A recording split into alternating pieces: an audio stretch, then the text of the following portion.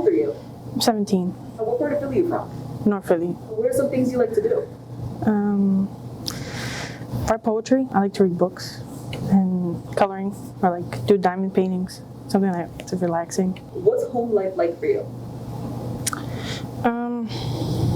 Isolated in a way. Like I'm around my family, but it's like I'm not really around them. Like I would want to be closer to them, but it's like I don't know if they'll understand where I'm coming from in certain situations. Do you think other people, like in your age group, also feel that same way? Yeah. How do you guys cope with that? Most people that I know, like they like smoke or drink at a young age, and then others they just hide it. We get good at hiding how we feel and then putting up a front and then just going through the day. Well, how do you feel about the neighborhood you grew up in?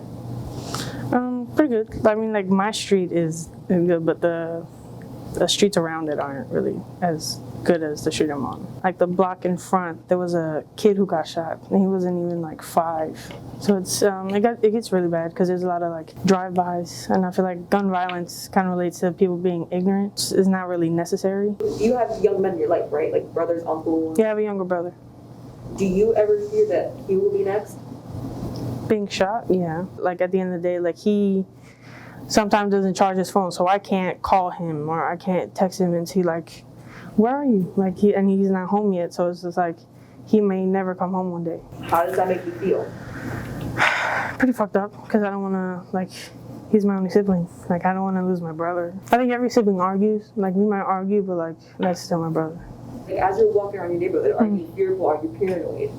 Yeah, always. I don't think I should be because like that's my home. Like that's where I go to sleep. But it's like at any point, like a car could just go past and I'm dead. Like that's like in the back of my mind always. Do you know like when do you feel that way most? Is it your way to school, from school? Both, because I have 3 different routes to get to school and get home, and every single one of them is worse than the last. Does that get exhausting? Yeah, because you don't want it to happen, but at any point it can, and you just gotta look out for it. And how do you think others feel about the gun violence? I'd say they would want it to decrease, because it's like a everyday thing where you know that someone can either be shot, you could be shot, the person next to you could be shot, and it's for nothing.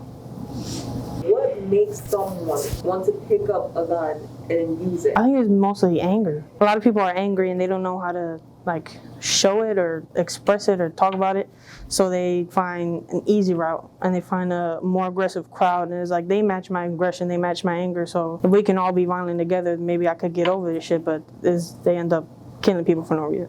People who are around my neighborhood, like there's 11-year-olds who are around with gang members, like known gang members, and then they grow up in that, and then like the parents look back on like, oh, why didn't I look after your son? You just don't feel like you have the resources to get him out of that, and then it's just like social media things, like young teenagers like, oh, you talking shit about me, like I'm gonna just shoot you, like because they want respect, but that doesn't gain respect to me. That you're a pussy if you do that.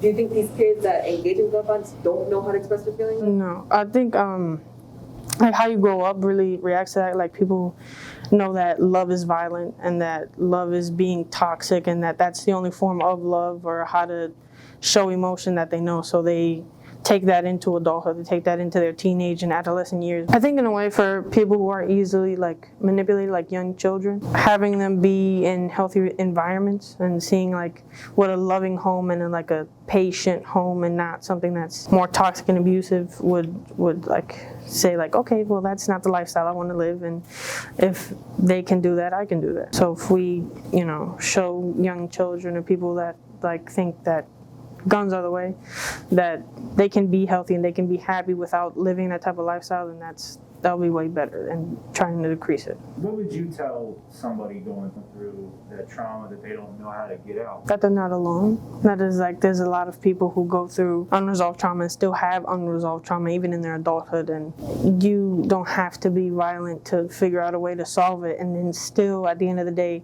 shove it down so you can even be more angry. What needs to happen for this gun violence in the city to die down? I was just doing a project where I was saying we should do petitions for stricter gun laws, because it is an amendment, right? But there's no reason for you to have over 10 guns. Like one is the only thing that's necessary. There's no reason for extra guns, but it's people do it because they can, and it's an amendment right, but people abuse it.